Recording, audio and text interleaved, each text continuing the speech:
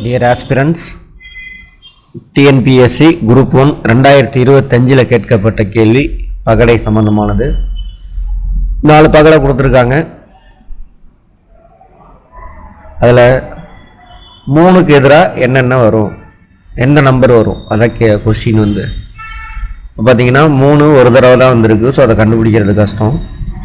எது அதிக தடவை வந்திருக்குன்னு பாருங்கள். 4 வந்திருக்கு.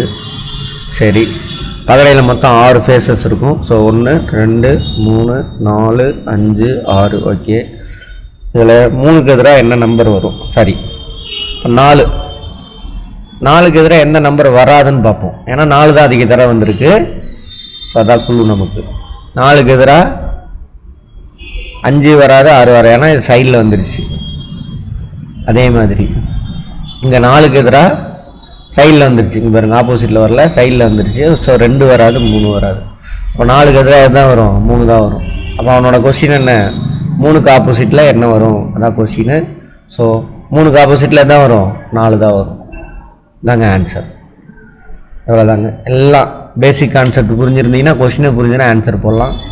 ரொம்ப ஈஸியாக எல்லா கொஸ்டினும் உங்களால் அப்ரோச் பண்ண முடியும். குரூப் 1 இருக்கட்டும், 2 இருக்கட்டும், பிஓ, யூபிஎஸ்சி எல்லா கொஸ்டினும் இந்த மாதிரி நீங்கள் கற்றுக்கணுன்னா நம்ம சிவா ஐஏஎஸ் அகாடமி அப்ரோச் பண்ணுங்கள். தேங்க்யூ.